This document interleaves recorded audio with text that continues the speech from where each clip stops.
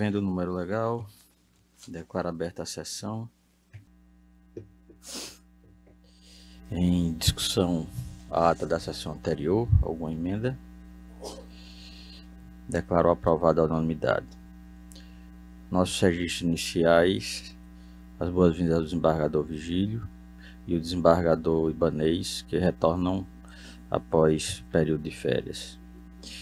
Comunicar a ausência do desembargador Gilson, em razão de viagem a serviço à Corregedoria Geral de Justiça para o lançamento do programa Padrinhos na comarca de Mossoró. E também registrando a ausência do desembargador Amaury Moura, em razão da necessidade de comparecer a uma consulta médica já agendada. Vamos aos feitos relacionados na nossa pauta. O primeiro, o desembargador Amaury, como já comuniquei, não pôde comparecer. Também o segundo, que é do desembargador Gilson. Nós temos aqui o terceiro, que é uma revisão criminal da relatoria do da desembargadora Maria Zeneide, revisor do desembargador Ibanez. É a revisão criminal 080-3231. A pedido de sustentação oral feito pela doutora Karina Marta Ferreira de Souza. Eu indago a desembargadora Zeneide se o processo está em mesa. Desembargadora Zeneide, o processo terceiro está em mesa? A revisão criminal. Senhor presidente, está em mesa. Está em mesa. Relatório disponibilizado, indaga a doutora advogada se vai fazer a sustentação oral.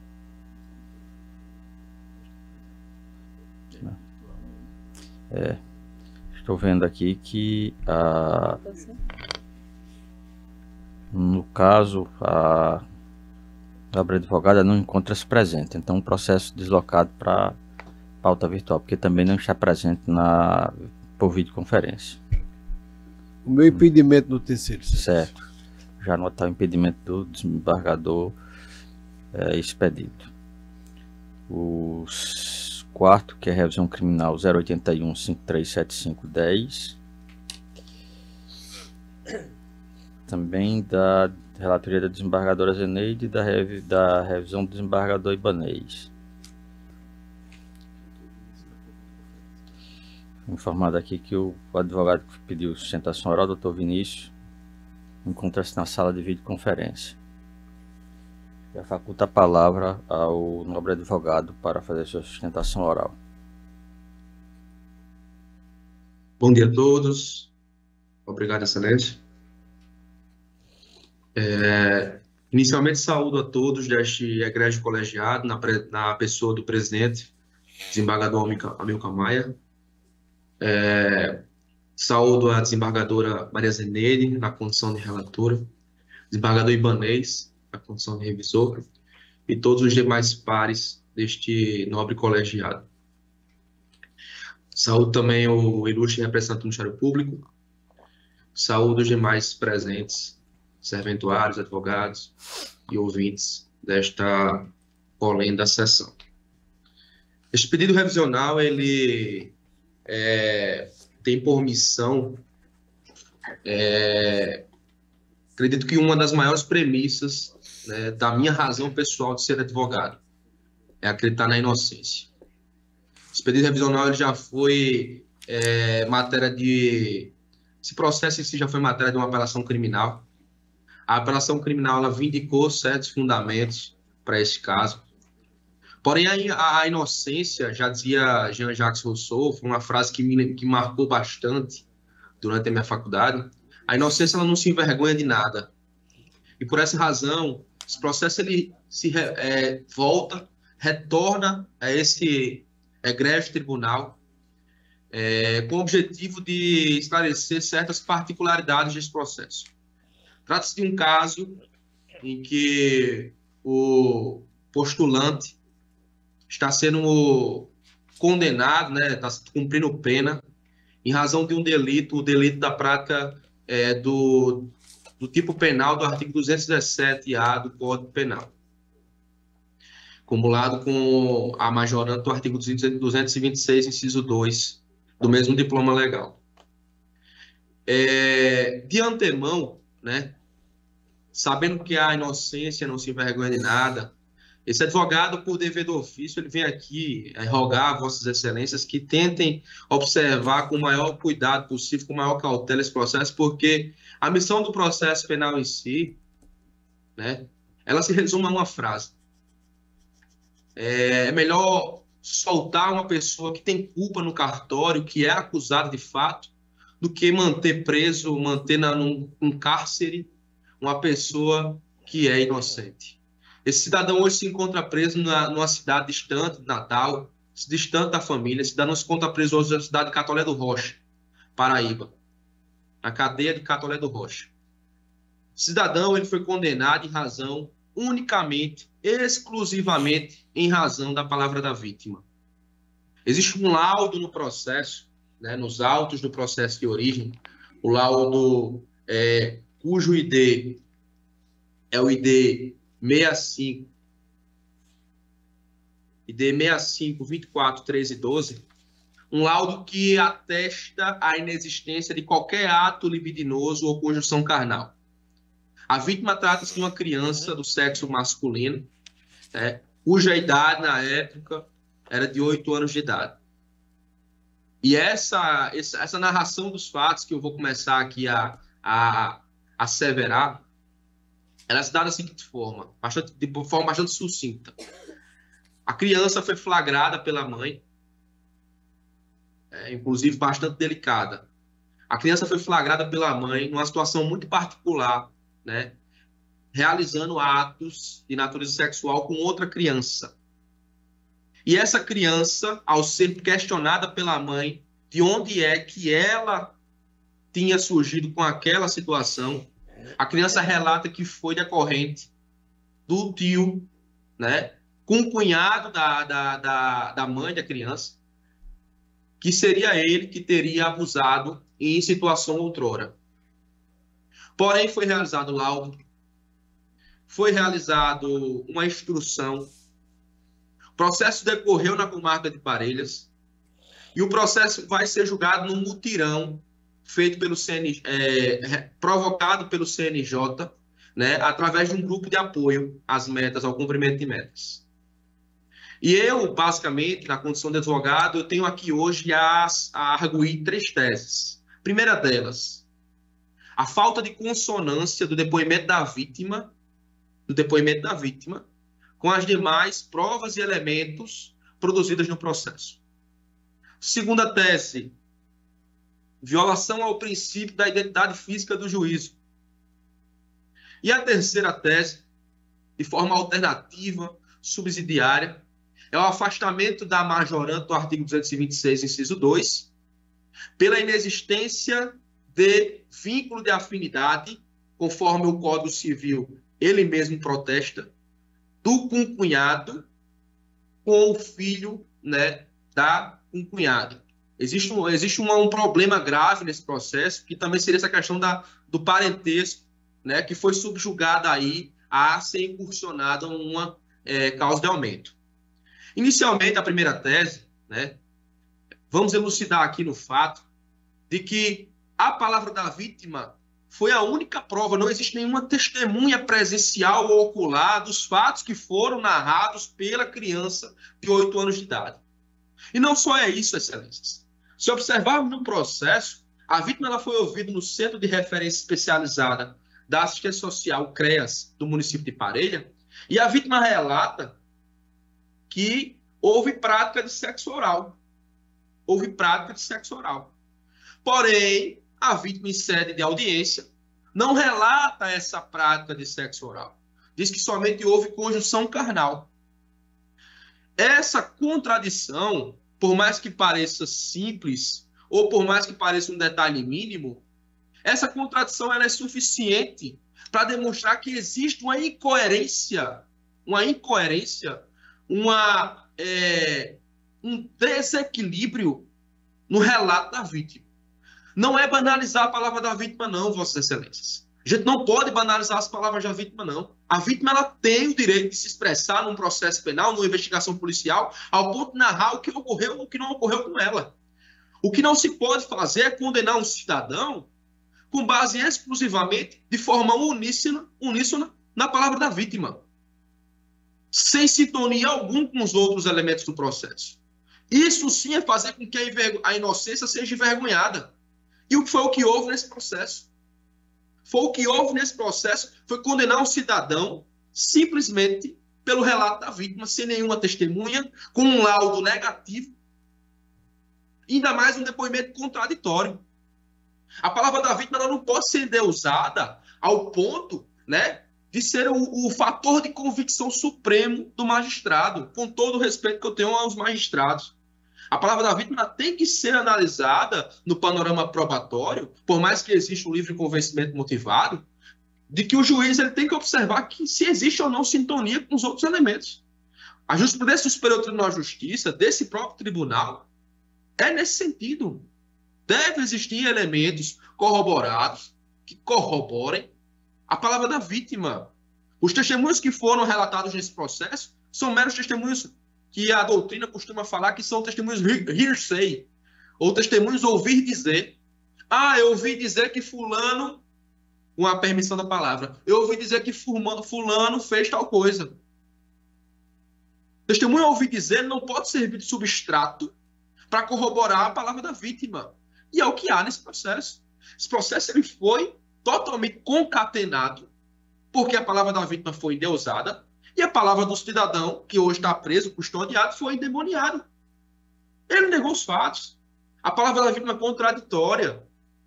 Um único acontecimento e ele consegue ainda se contradizer. É uma criança, doutor. Tudo bem.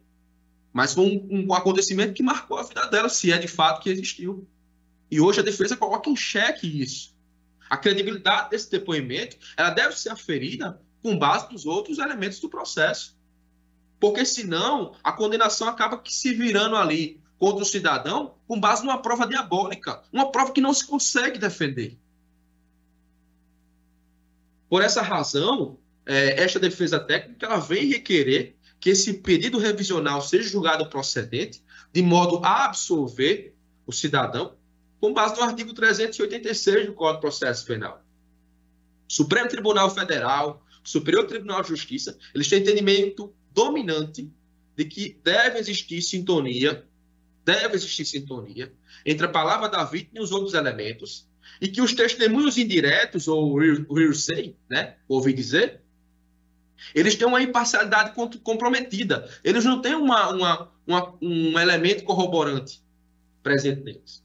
Portanto, nesse primeiro momento, a defesa vem requerer, né, o pedido revisional que seja julgado procedente com o fim de absolver o cidadão no artigo 386, porque não foi aí atingido o estándar de prova suficiente para dizer que o cidadão ele cometeu um crime de estupro de vulnerável. O estándar de prova não foi alcançado somente com base exclusiva na palavra da vítima. Por outro lado, observando que o processo penal ele teve uma instrução não adequada aos preceitos legais, essa defesa ela vem requerer que esse processo ele seja anulado em razão da violação do princípio da identidade física do juízo. O juízo ele foi outro do que o conheceu das provas. O juízo que julgou, que condenou, foi outro do que conheceu das provas. A vinculação entre o magistrado que julgou das provas e o magistrado que sentencia não existe. Não existe um liame. Como é que o magistrado que sentencia um processo vai ser um magistrado diverso daquele que conduziu a instrução? Por essa razão, a defesa vem requerer também que seja observada essa questão de ordem pública, né, do princípio da identidade física do juízo, para que se salvaguarde o processo, para que o processo não seja um mero instrumento de punição, e sim um instrumento de garantia.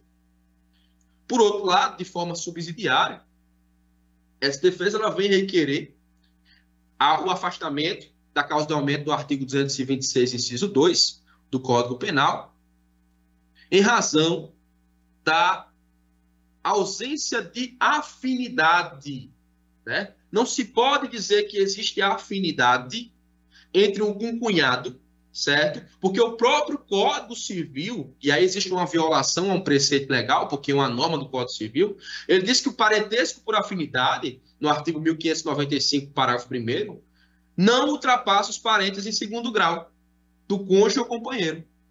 Então, como poderia existir a incidência de uma majoria desta natureza se o próprio Código Civil, o dispositivo legal que estabelece o que seria parentesco por afinidade, não se coaduna ao que foi aplicado naquele comando judicial, naquela sentença? Por essa razão, esta defesa, né, após toda essa argumentação, tentando ser o mais breve possível, porque Vossas Excelências já tiveram acesso à revisão criminal que foi ofertada, vem requerer o julgamento procedente dessa revisão criminal, mais uma vez, dizendo que é melhor soltar um acusado do que prender um inocente, e de que a inocência não se envergonha de nada. E se for preciso ir até o Supremo Tribunal Federal, essa defesa vai.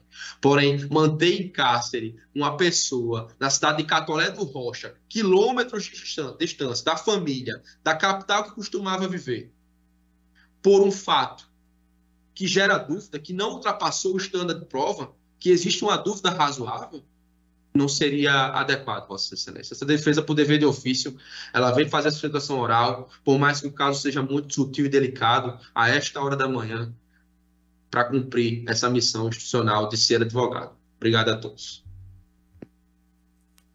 Com a palavra, nobre relatora. Senhor presidente, as palavras aí da defesa com bastante entusiasmo, que a gente admira profundamente. Mas nesse voto, como é rápido, eu estou analisando a preliminar posta pelo procurador, exatamente por não preencher o conteúdo da indignação, o artigo 621 do CPP.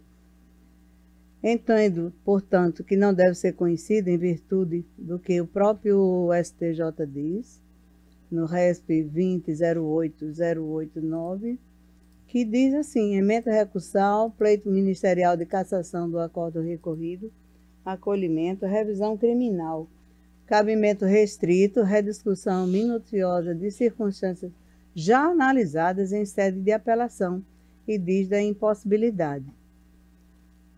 Nesta linha de entendimento firmado pelo STJ, somente é cabível o ajuizamento da revisão quando há flagrante ilegalidade advindas da descoberta de novas provas que demonstrem eventual equívoco do juiz sentenciante, não se podendo rediscutir circunstâncias que já foram exaustivamente examinadas e valoradas no processo originário. É justamente essa hipótese em apreço, no qual o revisionante pretende rediscutir questão meritória, a saber, a ausência de provas a ensejar uma condenação criminal ou ainda, de forma alternativa, que seja afastada a causa de aumento. E eu estou, senhor presidente e colegas, aqui embasada na própria construção jurisprudencial desta Corte, da lavra do desembargador Vigílio Macedo, que assim diz, e também nesse julgado 0808-68647, em 9/5/23, agora bem recente, e também do desembargador Expedito Ferreira. E, sendo assim, senhor presidente, em harmonia com o parecer do procurador, eu voto pelo não conhecimento da revisão criminal. Consideração? Não, presidente, estou a concordar com o voto da relatora. Posição divergente aqui lançada inicialmente pelo desembargador Cornélio. Rejeitando, se não me falha a memória, essa preliminar de não conhecimento, não é, desembargador? Conhecendo a revisão e entrando no mérito. Me parece que nós temos vários precedentes nesse sentido, uma vez que o que se discute confunde-se com o próprio mérito da revisão, e assim não seria possível, já com base em precedentes da Corte, entender por não conhecer desses pedidos e sim entrar na análise do mérito, ainda que tenha algumas decisões isoladas nesse sentido. Mas eu lembro que tem várias posições já consolidadas nesta corte. E hoje nós temos aqui, pela atualização, deixa eu ver se eu atualizo, nós temos o voto do desembargador Glauber Rego, da desembargadora Lourdes, acompanhando a divergência. No meu caso, eu só atualizou isso, e os demais acompanhando a desembargadora Zeneide. Pronto. Então, por maioria, 5. Então, prevalece o voto da relatora.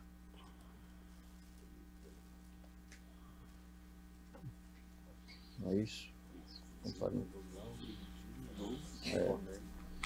Vencidos os desembargadores Glauber Rego, o desembargador Vigílio, desembargadora Lourdes, desembargador Cornélio e o desembargador Cláudio Santos. O seguinte seria a sessão direta de inconstitucionalidade, que está com vista com o desembargador Amaury Moura, vai ficar para outra sessão. Também o outro é do desembargador Gilson, também ficará para a próxima sessão. E em seguida temos a revisão criminal 080677415, tem como requerente Francisco Antônio da Silva, o relator desembargador Vigílio, a revisora desembargadora Maria Zeneide.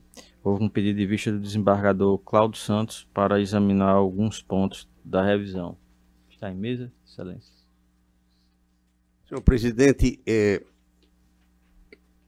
o processo está em mesa, o voto vista foi disponibilizado desde antes.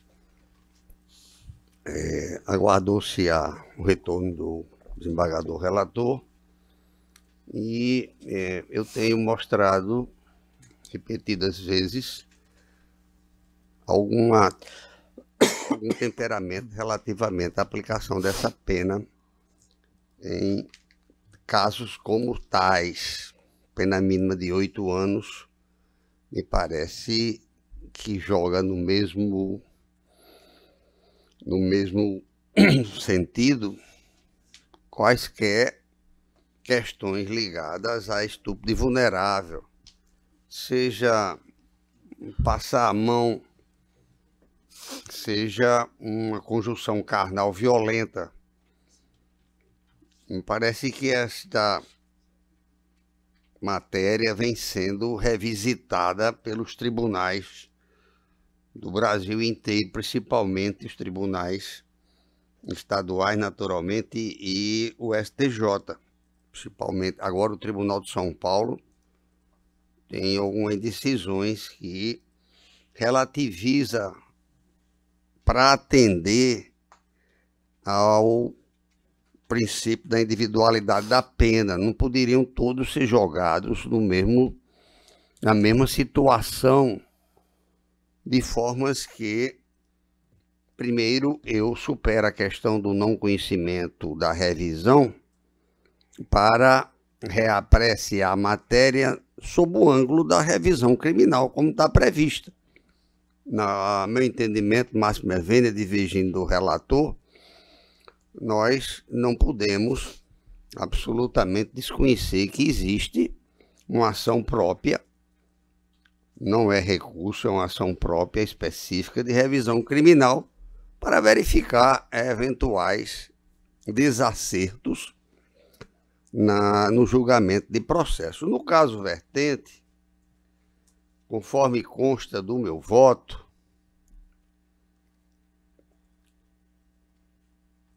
achei que há um exagero na fixação da pena exatamente para atender ao princípio constitucional da individualidade em face da conduta. Não?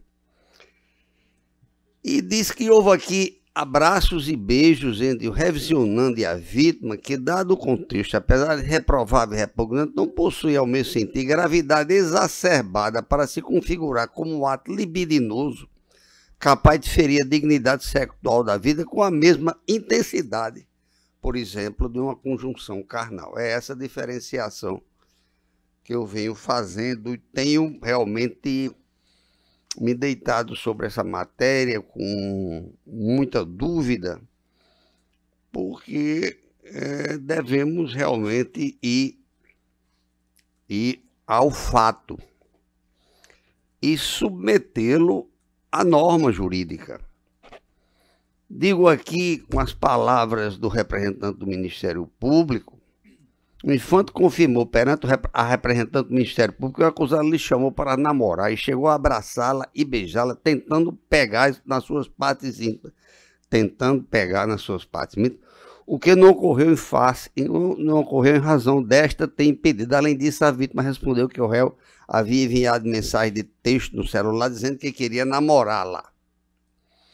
No inquérito policial, o delegado que conduziu as investigações inicialmente consignou que as únicas provas contra Toilson, apelido, testemunho da suposta vítima, a qual descreve que foi beijada na boca e acariciada pelo investigado, bem como nas mensagens constantes nas fotografias anexadas de caráter amoroso, as quais comprovam no mínimo a intenção de praticar o suposto abuso.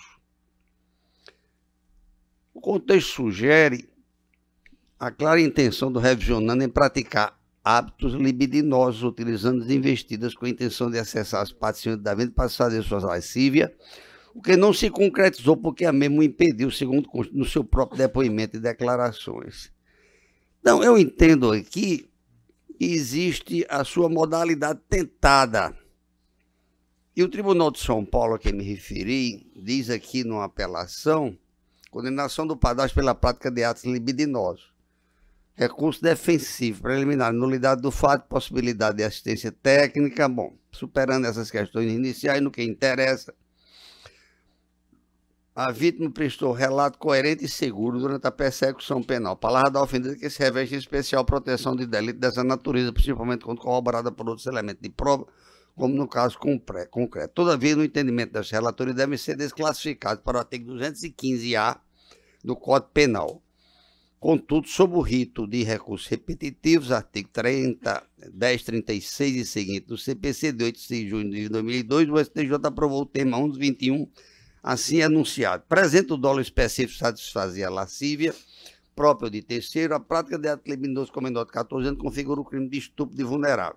Artigo 217-A do Código Penal. Independentemente da ligeireza e superficialidade da conduta, não sendo possível a desclassificação para o delito de importunação sexual, 215-A do CP. De sorte que não se realiza a desclassificação, mas em busca de conferir resposta proporcional ao ataque ao bem jurídico, aplica-se a regra geral do artigo 14.2 do Código Penal com redução da pena em 2/3. Dosimetria. É exatamente esse paradigma, senhor presidente, que eu trago incerto no meu voto e digo ainda, abreviando um pouco o que está já disponível pelo conhecimento de todos. Tanto é certa essa necessidade de temperança que, conforme citado no Veterano Corte, que levou o tema 1121, chegou-se a discutir no Parlamento, projeto de lei de autoria do deputado Fábio Ramalho, a aprovação de uma causa de diminuição da pena nos casos de ato libidinoso diverso da conjunção carnal de menor gravidade. Então, senhor presidente, Máxima Vênia, o relator, eu conheço da revisão para dizer que nos casos mais brandos, de maior ligeireza ou superficialidade da conduta e com pouco ou nenhum impacto psicológico, pode-se eventualmente aplicar 2 anos e 8 meses de reclusão, redução de 2/3, pena que ainda assim estará dentro de uma escala prevista, por exemplo, para lesão corporal gravíssima. 2 anos e 8 meses, 2 anos e 8 meses de reclusão, artigo 129, parágrafo 2º do Código Penal, e fora do campo da incidência das medidas alternativas do artigo 76 e 89 da Lei 90/95, as quais, a exemplo do disposto no 28A do CPP, não se aplicaria o mesmo em caso de violência doméstica e familiar contra a mulher. Eu estou fazendo apenas uma comparação com outras situações também graves que a lei tem sido bem mais branda. Assim agindo, terá que o juiz julgue o caso concreto, com suas especificidades, aplicando a pena de forma mais razoável, proporcional e atendendo de chofre ao princípio constitucional da individualização, artigo 5º, 46 da Constituição Federal, cuja observância de resto vem sendo reiteradamente prestigiada nos tribunais superiores. Continuam nas ponderações e, forte nessas razões, máxima venda de vídeo do relator para julgar procedente parcialmente o pedido revisional para reduzir a pena no percentual 2/3, fixando-a em definitivo em 2 anos, 10 meses e 20 dias a ser cumprido em regime aberto. E é como voto, senhor presidente. Vossa Excelência está trazendo uma matéria. Certo. Conhecendo, superando e no mérito, julgando parcialmente procedente, desclassificando o crime. Não, desclassificando não, reconhecendo a forma tentada. Realmente é uma posição nova que Vossa Excelência traz aqui para a Corte, e o objetivo o fundamento do reconhecimento dessa situação na sua modalidade tentada seria com base no fato de que a ação não se revestiria de maior gravidade nessa situação. Em resumo, seria isso.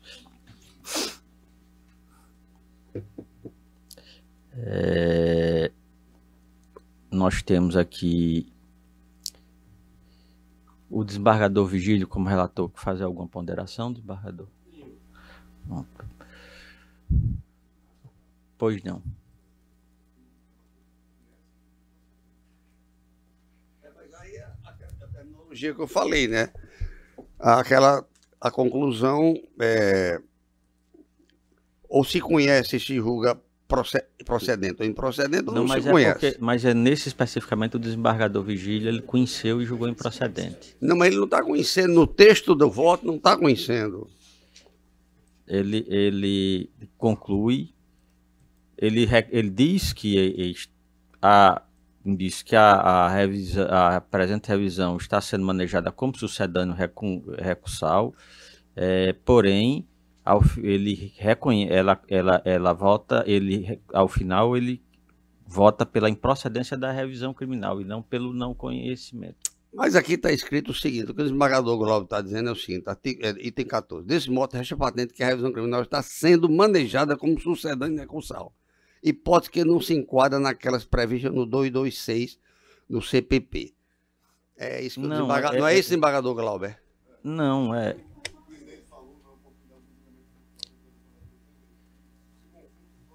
se confunde com o próprio mérito. Ele faz a referência que a matéria está sendo manejada como sucedâneo recursal, mas ele ele a conhece, ele só julga improcedente a revisão. Ainda que ele faça referência sobre esse aspecto. Ele não caminha pela situação da desembargadora Zeneide. Só essa observação. Alguém fazer mais alguma observação, alguma destaque? Eu acompanho, senhor presidente. Todos. Então, pois não. Senhor presidente, só registrar, senhor presidente, que esse feito foi julgado no dia 18 de dezembro de 2018 na Câmara Criminal, presidida pelo desembargador Glauber Rego, inclusive foi relator. A matéria foi deveras bem enfrentada, bem discutida, mas essa preocupação do desembargador Cláudio Santos é a nossa preocupação, desembargador Glauber. Nós temos, inclusive, conversado isso enquanto membros da Câmara Criminal, para examinar, ou reexaminar essa matéria, que eu acredito que hoje não, desembargador Cláudio, mas no futuro bem próximo, Vossa Excelência terá um sucesso absoluto. Realmente preocupa. Mas aí, no caso de Vossa Excelência e os demais membros da Câmara, dentro da Câmara tem a faculdade de conhecimento da forma ampla na revelação criminal, não é isso? Ao contrário da revisão, que tem um conhecimento já mais limitado. Mas eu estou acompanhando o relator, estou só fazendo esse Não, eu sei. Mas o mérito em si... Não, desembargador Cláudio, eu não estou fazendo nenhuma consideração com relação à tese que o senhor está trazendo. Eu só fiz essa observação com o desembargador Saraiva, que ele dizendo que vai analisar isso na Câmara Criminal. Nós já estamos discutindo essa Pois Porque não. a tentativa o STJ rejeita, a priori, Rejeita, né? exatamente. Então nós Rejeita. A tentativa ele rejeita, é o que se tem que fazer referência. Registrar que essa matéria trazida pelo desembargador Cláudio realmente merece uma reflexão da corte. É um tema que o desembargador Saraiva também registrou aqui, que a Câmara Criminal está com essa mesma preocupação. Acho que você tratar, apesar de ser vulnerável, né? Tem 12 presunção, anos. Nesse caso, 12 anos. É. O outro era 8 anos, 8 era uma anos, questão bem mais isso. grave. Mas merece uma reflexão do Tribunal doravante. Assim, É uma matéria muito Mas sensível, mas que... só uma observação. E aí os colegas da Câmara Criminal sabem melhor do que eu. Mas é porque parece-me que o STJ tem uma certa dificuldade em reconhecer tentativa nessas situações. Mas isso não me preocupa, porque a jurisprudência é uma construção permanente. A jurisprudência é viva, se renova a cada caso. Então, eu absolutamente, máxima vênia quem discorda, mas eu não posso. A minha consciência de cidadão e de magistrado não comporta, respeitando a divergência, repito, que se trate de um crime de passar a mão, de beijar uma garota de 12 anos, menor de 14, seja aplicada uma pena mínima de 8 anos. A norma é efetivada pelo magistrado, transformada em norma individual e concreta, norma geral e abstrata, transformada em individual e concreta. É apenas um entendimento de sair feliz com o meu voto daqui deste tribunal, somente. Mas está feito o registro da posição que Vossa Excelência traz.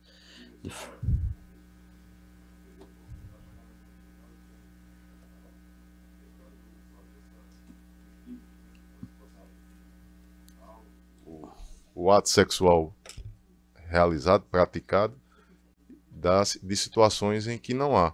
Né? Inclusive tem uma atenuante genérica que eu tenho trazido na segunda etapa da dosimetria para aplicar nessa situação, porque, de fato, a desclassificação, o Supremo e o STJ já descartaram, inclusive está julgado em repetitivo, em repercussão geral, não me recordo aqui. Também a questão da tentativa, ainda há uma discussão, se admite ainda, mas muito difícil de, no caso concreto, ser caracterizado. Então eu tenho levado a Câmara Criminal, vencido muitas vezes, mas não convencido, né, de situações, não trazendo nos termos do voto do desembargador Cláudio. Por essa razão eu não acompanhei, porque aqui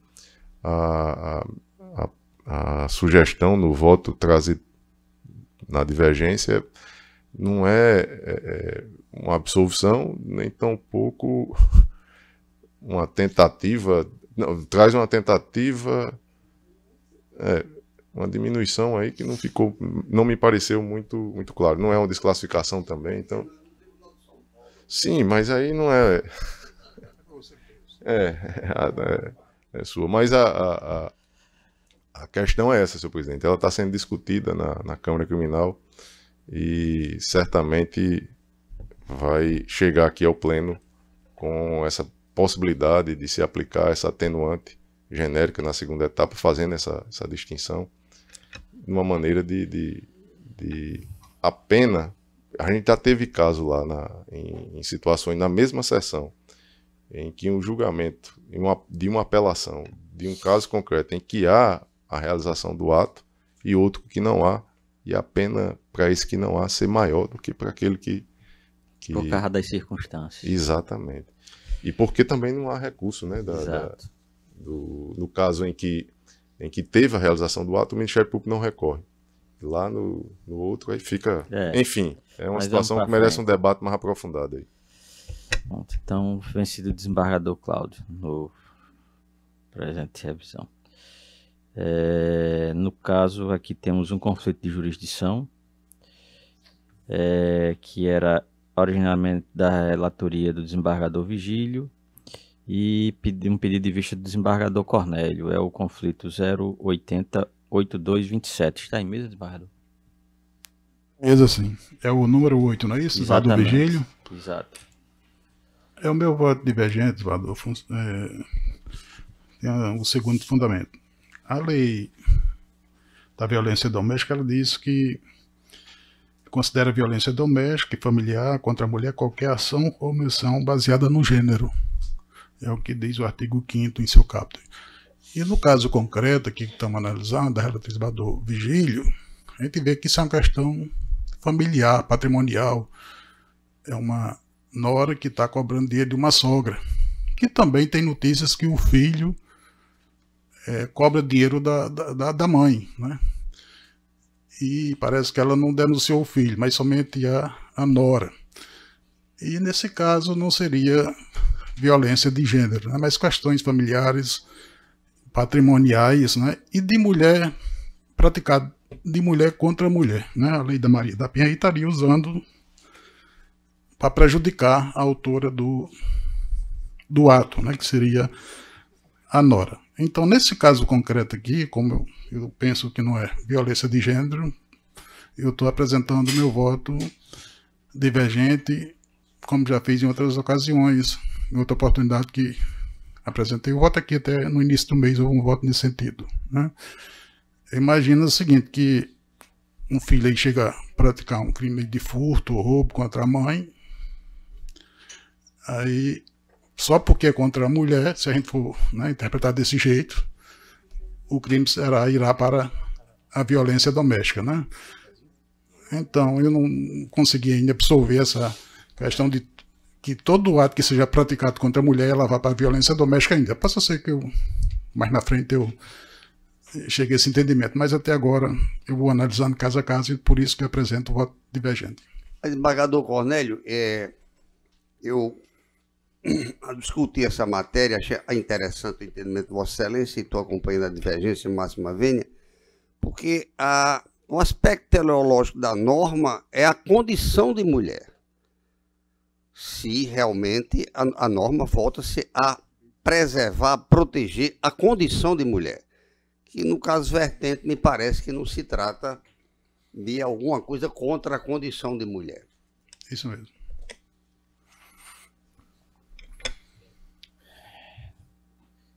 Pelo menos aqui no registro do sistema, nós estamos agora com 3 votos com a divergência e os demais acompanhando o relator. Senhor presidente, eu vou pedir vista nesse e vou justificar. A gente tem, inclusive, motivado por uma divergência aqui no pleno trazida inicialmente pelo desembargador Cornélio, nas situações de crime praticado contra menor, em que o STJ fixou a tese de que nessas situações, não havendo na sede da comarca uma vara especializada para julgamento desses ilícitos penais, todos eles devem ser julgados na vara da violência doméstica, não é isso, desembargador Cornélio? E lá não se faz distinção de qual crime tenha sido praticado. Então, aqui a situação, eu confesso que fiquei na dúvida, inicialmente tendente a acompanhar o relator, depois a divergência, para fixar aí um entendimento mais claro. Eu vou pedir vista, senhor presidente. Ok. Também, presidente.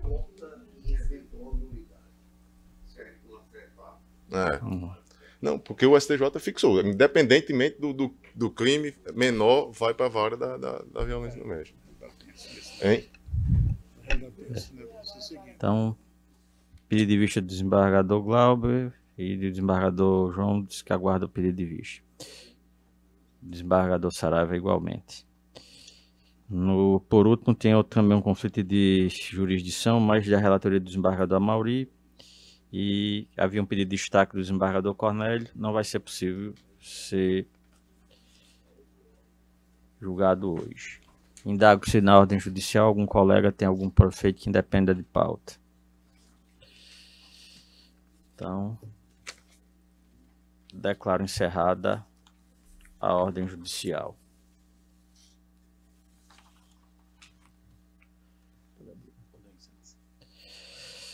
Declaro aberta a ordem administrativa.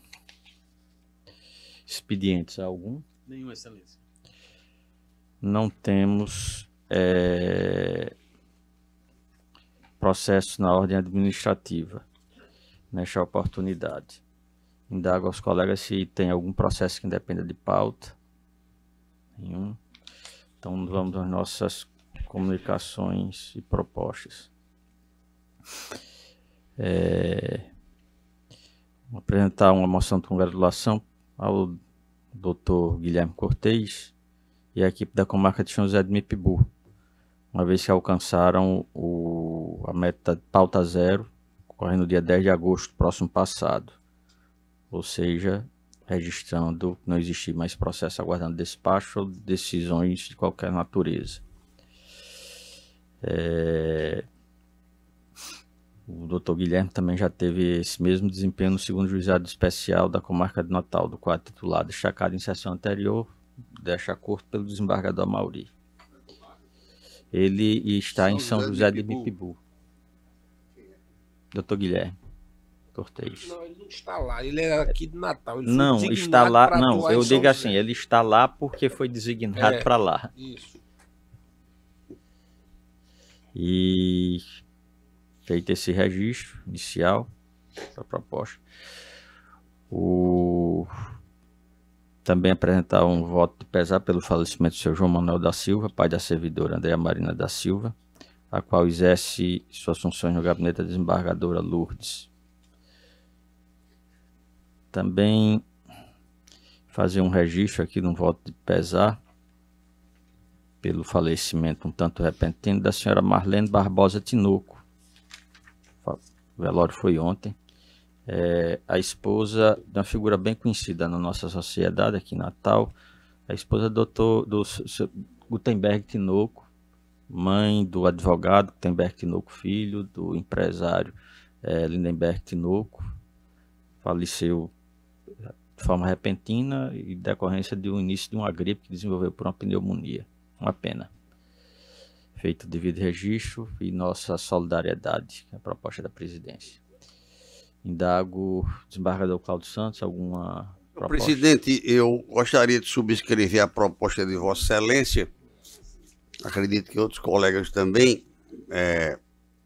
Fui ao velório ontem, abraçar a família, com quem tenho algum relacionamento, e iria propor esse voto, mas Vossa Excelência o fez muito bem, solicitando apenas que possa ser signatário também da proposta. Era só, senhor presidente. Assim será feito. Desembargador Expedito. Desembargador João Rebouças. Essa é a proposta de Vossa Excelência. Desembargador Vivaldo. Senhor presidente, gostaria de requerer 2 folgas compensatórias em razão de plantões prestados para os dias 6 e 8 de setembro. Ok, minha parte sem problema. Desembargador Saraiva. Senhor presidente, eu gostaria de registrar perante essa corte que na última quinta-feira este tribunal esteve presente através do NAPS e outros programas da desembargadora Zeneide na comarca de Açu. E oportunidade em que presenciei muitos elogios a esta corte por iniciativa deste tipo, notadamente pelo fato de que já em 1980 a desembargadora Zeneide estimulava as ações sociais do Poder Judiciário. E naquela oportunidade, senhor presidente, impressionou também a presença de outros órgãos, outros poderes, por exemplo, a Assembleia Legislativa, não é? A Polícia Militar, o Corpo de Bombeiros, o ITEP, não é? Numa junção de ajuda à população, fora, senhor presidente, os 65 casamentos realizados. Quando eu falo em casamento realizado em praça pública, em 75, desculpe. Na verdade, foi a legitimação de 75 famílias, porque não é um casamento somente. Na hora que o cidadão casa com aquela esposa que já com 5 ou 6 filhos, aquela certidão de nascimento apresentada no dia seguinte de cartório vai dar nome a todos os filhos que até então não tinham o nome do pai. E notei também, senhor presidente, a presença marcante do poder municipal através do prefeito Gustavo Soares e da Câmara Municipal, que me impressionou, dizia a desembargadora Zendeide. Entre este, a presidente da Câmara Municipal, Maria Elisângela Albano, e pelo menos mais 4 vereadores, João Paulo Castro, Delquis Alves Cavalcante, Francisco de Assis Souto, Sônia Maria de França. A denominação, senhor presidente, o registro é feito exatamente pela empolgação que nós temos quando estamos diante de procedimento dessa natureza. Se o CNJ estimula, é porque há uma necessidade. O Poder Judiciário, nós desembargadores, nós juízes, estamos saindo dos nossos gabinetes, estamos indo à praça pública com o intuito de obedecer, de atender ao cidadão, e quebrando aquele chavão de que o Judiciário só faz condenar, só faz prender. Não. Nós participamos sim do momento junto à sociedade e procuramos, dentro daquilo que é possível, um registro fora de prazo, por exemplo, uma segunda via de uma carteira de identidade, um casamento legitimindo a família, não é? O corpo de bombeiro mostrando aos jovens, futuros bombeiros, a própria polícia militar. Então isso engrandece muito esse Poder Judiciário e eu quero dizer a Vossa Excelência, transmita a Vossa Excelência os agradecimentos que foi feito pelo prefeito, pelos senhores vereadores e os demais órgãos que ali tiveram, transmitir a Vossa Excelência esse agradecimento que foi feito. Somente, senhor presidente. Embargador de Lermano. Excelência, só ratificar as proposições trazidas por Vossa Excelência e os demais colegas que me antecederam. Embargador Vigílio. Senhor presidente, duas coisas. A primeira é agradecer os votos de boas-vindas de Vossa Excelência e depois o segundo é exatamente convidar os senhores desembargadores para o convite físico, já deve ter sido encaminhado ao gabinete de cada um dos senhores, para amanhã, quinta-feira, a abertura, pelo menos a abertura do terceiro FOGEM, não é? O terceiro FOGEM, que reúne os juízes dos juizados especiais de todo o estado do Rio Grande do Norte, vai ser na Escola da Magistratura, às 19h30. Vossa Excelência, amanhã, quinta, deverá presidir a abertura, e que desde 2007 nós não reunimos, 2007, ou seja, são 16 anos que nós não tínhamos a reunião desses juízes, de toda sorte, que esse é o convite que eu faço a naturalmente quem puder ir, senhor presidente. Muito obrigado. Nada, feito o registro. É importante iniciativa. Embargadora Zeneide. Senhor presidente, em face da fala aí do desembargador Saraiva, que está sempre com a gente, um agradecimento que foi feito ao presidente do tribunal, e eu aproveito já para dizer que todos esses projetos sociais, esses viés sociais, só acontecem porque tem a sensibilidade de todos os presidentes que, desde 2007, a gente trabalha com eles. Então, acho que um agradecimento não só às equipes, mas principalmente aos próprios presidentes e agora a Vossa Excelência, que com sensibilidade continua a apoiar, né, esses projetos sociais, não só do NAPES, mas da Casa de Justiça e Cidadania, do GMF, que dá um trabalho danado, esse GMF. Então, obrigadinho. E dizer que amanhã, quinta-feira, nós vamos estar em Currais Novos, instalando mais um escritório social. Então, essa preocupação desse aumento de escritórios sociais vem de determinações do CNJ, né? E estaremos aí em Currais Novos, mas estarei também, viu, doutor desembargador Vigílio, lá no FOGERN. E no dia 25, também na ação do GMF, vamos estar lá em Bahia Formosa. Ok? Muito obrigado. Desembargador Ibanez, confissão e proposição. Sem proposição, presidente. Desembargador Glauber. Também, senhor presidente, sem proposição. Desembargador Cornélio. Sem proposição, comunicação. Desembargadora Lourdes. Sem proposição, excelência. Nada mais havendo a tratar, declaro encerrada a nossa sessão.